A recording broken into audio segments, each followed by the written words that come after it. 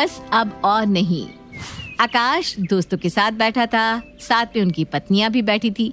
सब लोग बातें कर रहे थे। और उसके बाद तो सुनो हुआ क्या, उसके बाद कविता जैसे ही बोट में बैठी तो बोट ही पलट गई, क्योंकि पता नहीं था कि वो बोट बच्चों की है। वो तो पढ़े बिना ही बैठ गई थी। क्या भाभी, आप भी सच में कमाल करती हैं। अरे ये तो कुछ भी नहीं, आकाश ने मुझे भाभी का एक और किस्सा सुनाया था। जब वो शिमला घूमने गए थे, आकाश ने भाभी को अकेला छोड़ दिया था शिमला के रोड पे और खुद होटल आ गया था। लेकिन भाभी भी कमाल की निकली, वो तो सारा दिन शॉपिंग करती रही और शाम को आकाश को उन्हें होटल खींच कर लाना पड़ा। हे भगवान, भाभी आप इतनी शॉपिंग में खो गई कि आपको याद भी नहीं आया कि आपका पति नहीं है आपके साथ। अरे इसे बाजार में 8 दिन भी छोड़ दो ना तो भी 9वें दिन कहेगी, अरे सुनते हो जी, ये लाना रह गया है। सच में भाभी के किस्से तो अजीबोगरीब है, मजा ही आ जाता है सुन के। ठीक है, अब हंसना बहुत हो गया, अब ये नाश्ता कर लीजिए। मैंने वेज कटलेट बनाए हैं। ये वेज ही है ना, कहीं गलती से नॉन वेज तो नहीं डाल दिया इसमें। अरे ये सुनने वाली बात है, हम इनके मामा के बेटे की शादी में गए थे, वहाँ वेज और नॉन वेज के 2 काउंटर थे। ये मैम साहब दाल बेली है, वहाँ जाकर नॉन वेज खा लिया और उन्हें पता भी नहीं चला। और फिर आकर मुझसे कहती हैं, अरे सुनते हो जी, ये आधे लोग वहाँ क्यों जा रहे हैं? बोलो। अरे भाभी, कहीं इसमें भी कोई झोल तो नहीं कर दिया ना? अरे वो तो मैंने गलती से खा लिया था। तुम तो ऐसी 1000 गलतियां करती रहती हो कविता, मुझे इतने साल हो गए तुम्हें झेलते झेलते। ये बात तो सच है, हम जब भी आकाश के साथ बैठते वो आपके इतने फनी किस्से सुनाते हैं कि हम हंस हंस के लोटपोट हो जाते हैं। और सच में मैं तो मिलता ही आकाश से इसलिए हूँ कि मज़ेदार किस्से सुन सकूं। अरे हमारी बीवी इतनी अलबेली मस्तानी है कि उनके किस्से खत्म नहीं होते। चलो इसी बात पर एक और किस्सा सुनाता हूँ। आकाश की आदत थी कि वो अक्सर मस्ती मजाक करता रहता था और ज्यादातर उसके पास कविता के ही काफी सारे किस्से होते थे सुनाने के लिए।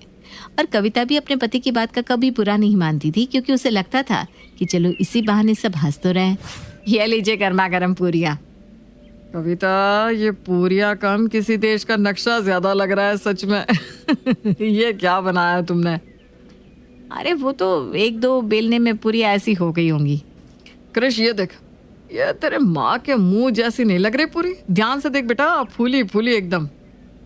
हाँ हाँ सच में, ये तो बिल्कुल मम्मी की तरह लग रही है, जैसे मम्मी का चेहरा है, फूला फूला गोल मटोल। चुप कर और चुपचाप खा ले। अब देख, जब ये गुस्सा कर रही है तो इसकी नाक देख कैसे फूल गई है, टमाटर नहीं लग रही।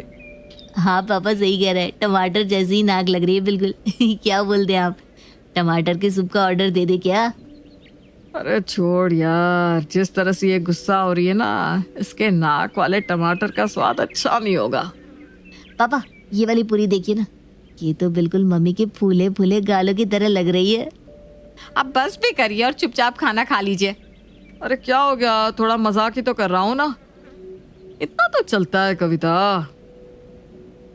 और नहीं तो क्या, अब तू मान या ना मान बहू, ये पूरियां सच में ना तेरे चेहरे की तरह ही है, फूली फूली सी। देखा, माँ भी है मेरे साथ में।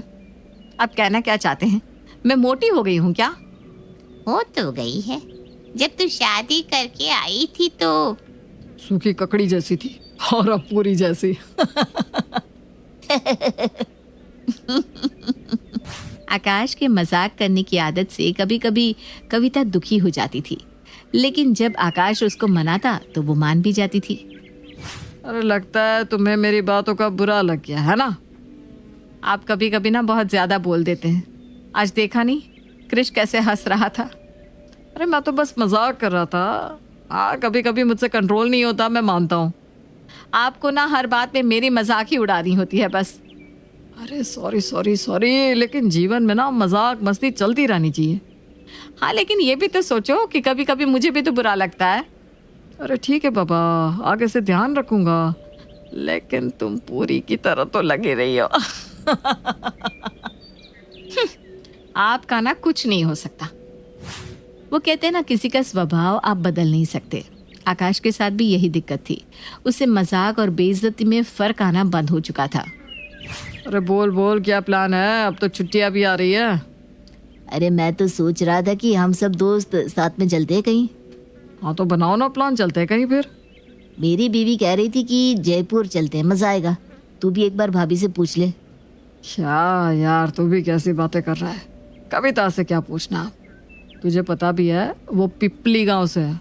उस गांव में एक थिएटर तक नहीं है। शादी के बाद तो उसने पहली फिल्म देखी थी मेरे साथ। उसे तो ये भी नहीं पता होगा कि पिपली के बाहर कोई शहर भी होता है। क्या बात कर रहे हैं सच में? हमें तो पता ही नहीं था कि भाभी गांव की छोरी है। फिर तो उन्हें ज्यादा खास पता भी नहीं होगा ना इन चीजों के बारे में। अरे उसे तो बर्गर क्या होता है यही शादी के 3 साल बाद पता चला। उसे तो वड़ा पाव ही लग रहा था वो। कह रही थी इस वड़ा पाव का साइज कुछ बड़ा है जी। फिर तो तू रहने दे, भाभी से मत पूछना। पता चला कहेंगी कि पिपली चल लेते हैं। अरे तो अच्छा है ना, तुम लोगों को भी गांव की गोरियां देखने को मिल जाएगी। क्या तू भी आकाश, सच में बहुत मजाक किया है। तो चल मिलते हैं फिर एक दिन, सोचेंगे। हाँ ठीक है ठीक है। आकाश की मस्ती मजाक करने की आदत कभी कविता को हर्ट कर जाती थी। ये शायद आकाश भी कई बार नहीं समझ पाता था। उसे तो बस यही लगता था कि वो बस माहौल को हल्का कर रहा है। अरे बहू तैयार हुई या नहीं? और कितनी देर है? बस माँ जी आई। अरे ये कविता ना इतनी तैयार होती है जैसे दुल्हन यही हो। आ गई मैं, चलिए ये बताइए कैसी लग रही हूँ मैं? अरे सच बताओ, तुम तैयार होने के बाद भी वैसी ही लग रही हो। और साड़ी, ये तो मुझे चादर जैसी लग रही है। सच में कहाँ से ली? अरे ये आजकल सब ले रहे हैं तो मैंने भी। अरे माँ तुम ही बताओ, ये साड़ी लग रही है या चादर? सच्ची तो कह रहा है आकाश? साड़ी तो लगी नहीं रही, चादर लग रही है। पर इसकी पसंद पहले से ही ऐसी है। पता है माँ, एक बार कविता ने मुझे कुर्ता गिफ्ट किया था। उसमें हाथी बने हुए थे। उसमें मैं जंगल का अफसर ज्यादा लग रहा था। और एक बार तो कविता मेरे लिए बिस्किट्स लाई थी। हाँ तो बिस्किट्स में क्या बुराई निकली बेटा? अरे माँ, वो बिना देखे कुत्ते के बिस्किट्स लेकर आ गई थी, पता है। क्या ये कविता बहू भी ना बिल्कुल झल्ली है सच में। इसकी पसंद तो मुझे भी नहीं पसंद। अरे ये मजाक कर रहे हैं माँ जी, मैं नहीं लाई थी कुत्ते के बिस्किट्स। ये तो कुछ भी बोले जा रहे हैं। अरे पर हाथी वाला कुर्ता तो लाई थी ना। वही कुर्ता आपने सबसे ज्यादा पहना था, आज तक फेंक नहीं रहे हैं उसे। आकाश की कविता की मजाक उड़ाने की आदत अब उसके घर वालों पर भी असर दिखा रही थी। अब न सिर्फ आकाश लेकिन उसकी सास और तो और उसका बेटा क्रिश भी बात बात में उसकी मजाक बनाने लगे थे। मम्मी, कल मेरे स्कूल में पेरेंट्स की मीटिंग है तो आप आ जाना, ठीक है? हाँ हाँ, तो वक्त बता देना, मैं पहुंच जाऊंगी। मम्मी प्लीज अगली बार की तरह वो पीला वाला सूट पहनकर मत आइएगा। आपको पता है दादी, उसमें ना मम्मी पूरी लड्डू लग रही थी।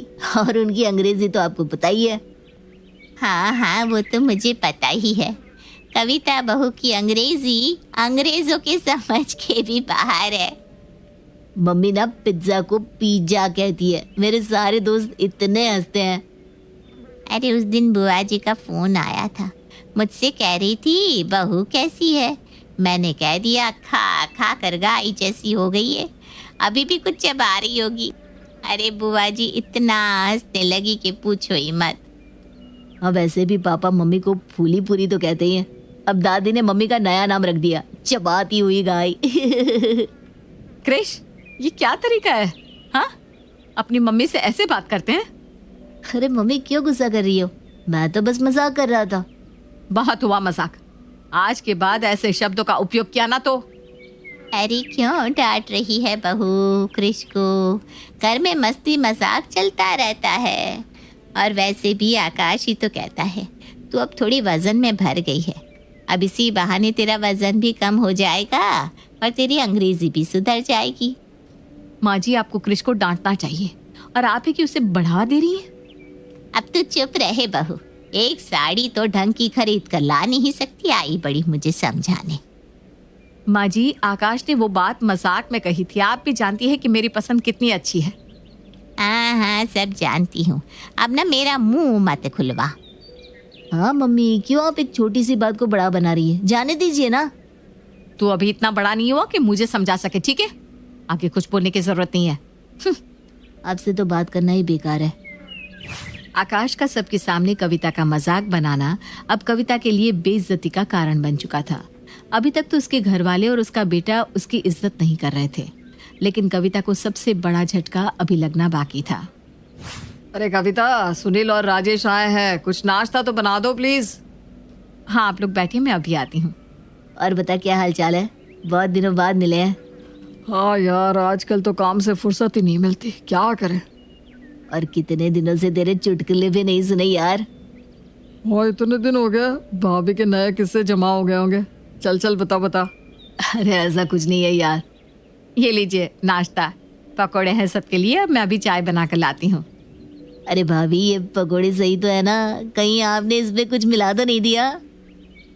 नहीं भैया, मैंने कुछ नहीं मिलाया। अरे इनका क्या भरोसा।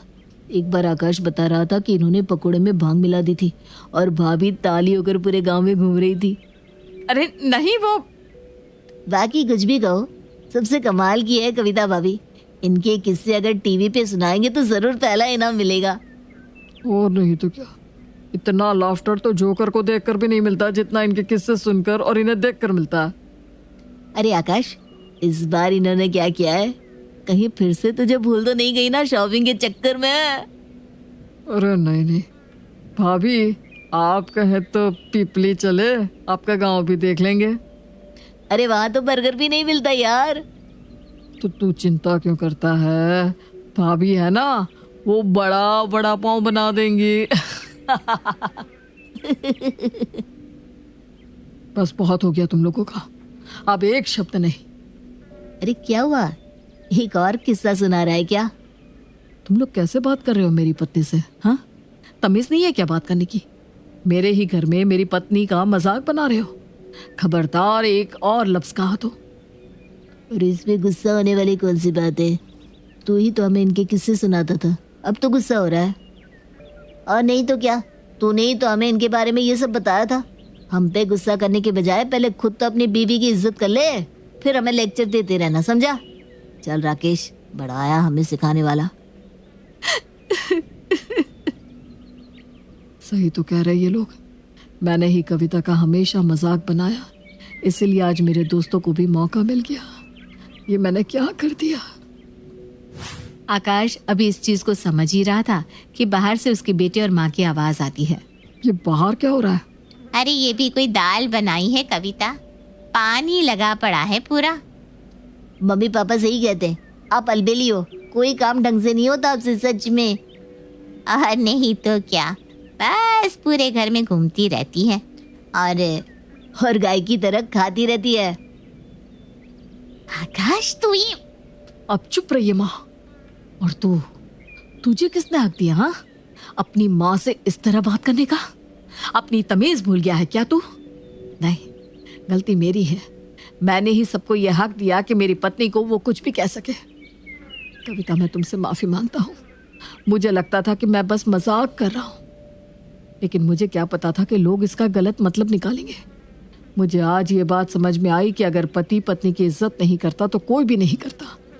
इसलिए मैं तुमसे माफी मांगता हूँ। अरे तू इससे माफी मांग रहा है? इससे नहीं माँ, अपनी पत्नी से, जो मेरी जीवन साथी है, जिसने हर कदम पर मेरा साथ दिया है, मेरे घर को संभाला है, मेरे बच्चों को संभाला है, कभी मेरी बेइज्जती नहीं की, हमेशा मेरे मजाक को सहन किया। मैं उस जीवन साथी से माफी मांग रहा हूँ। और आज की बात अगर आप दोनों में से किसी ने भी, सुन लीजिए माँ, किसी ने भी अगर कविता के साथ बदतमीजी की तो मैं बर्दाश्त नहीं करूंगा, बिल्कुल भी नहीं। सॉरी पापा। सॉरी मुझसे नहीं, अपनी माँ से कहो। और आज के बाद ये गलती दोबारा नहीं होनी चाहिए, समझा? जी पापा, आगे से मैं ऐसा कुछ नहीं कहूँगा। Sorry mummy. कविता आ जाओ, मैं गाड़ी निकाल रहा हूँ। बस अभी आई जी।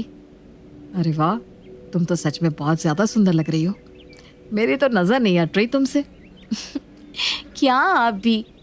अरे ये साड़ी तो तुम पर गजब लग रही है, सच में। चलो मैं तुम्हें गजरा दिलवा देता हूँ। सच? मुझे गजरे बहुत पसंद है। अरे हाँ कविता बहू, तुम पर गजरे बहुत सुंदर लगेंगे सच में। और ये साड़ी तो कमाल लग रही है। हाँ माँ, आज की मेरे स्कूल के फंक्शन में आप ही सबसे सुंदर लगोगी, देखना। और नहीं तो क्या, मेरी पत्नी है ही इतनी सुंदर और होशियार, कोई भी इसके आगे टिक नहीं पाएगा। Yes, my mummy is best. नजर नहीं लग जाए कहीं मेरी बहू को। थू थू। चले धर्मपत्नी जी। जी। अगर आप चाहते हैं कि आपकी पत्नी की हर कोई इज्जत करे तो सबसे पहले शुरुआत खुद से कीजिए। फिर देखिए, दुनिया का कोई भी इंसान आपकी पत्नी पर आंख भी नहीं उठा पाएगा।